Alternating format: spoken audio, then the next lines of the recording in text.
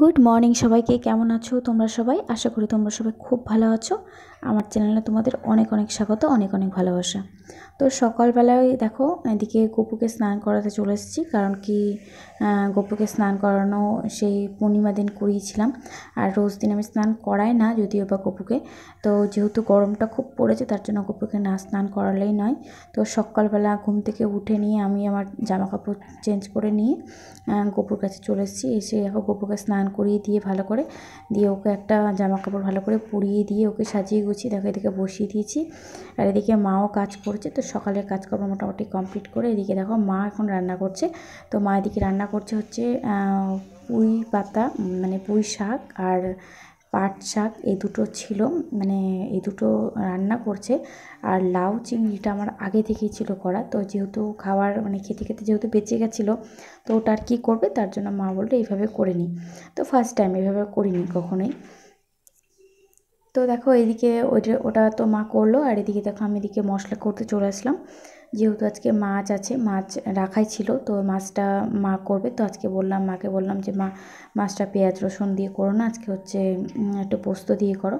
তো পোস্ত, টমেটো, লঙ্কা, একটুখানি আদা কুচি সব কিছু দিয়ে দেখো এদিকে আমি এখন মশলাটা বানিয়ে নিব। এদিকে মশলাটা তৈরি করে নিয়ে দেখো এদিকে আমার পোস্ত বাটাটা হয়ে গেছে আমার। তো ডিমটা এদিকে হয়ে গেছে, ডিমের মশলাটা আমি হচ্ছে শিলনোড়ায় বেটে নিয়েছিলাম। আর এদিকে মাছ আছে, 4 পিস মাছ আছে। তো মাছটা এখন রান্না করা হবে, আর মাছটা যেহেতু টমেটো দিয়ে করা হবে, পোস্ত দিয়ে করা হবে, তার জন্য দেখো টমেটোগুলো কুচি কুচি করে নিয়েছি।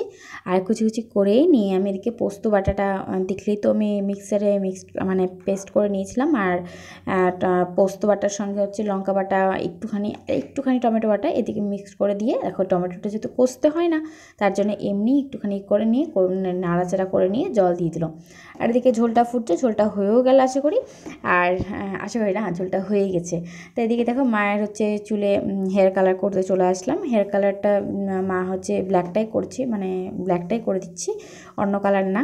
তো এদিকে দেখো মাকে বলছি যে মা তোমার চুলটা কত লম্বা। আর এদিকে মা কিন্তু কোনো তেল কিচ্ছু ইউজ করে না, শুধুমাত্র প্রতিটা দিন মা হচ্ছে শ্যাম্পু ইউজ করে, আর প্রতিদিন যেন সাবান দেয় মা, চুলের মধ্যে সাবান দেয়, তবু দেখো চুল কিন্তু লম্বা। হ্যাঁ, তো দেখবে যার যেটা হওয়ার সেটাই হয়। তো যতই তেল দিই না কেন তবুও কিন্তু ঠিক হবে না।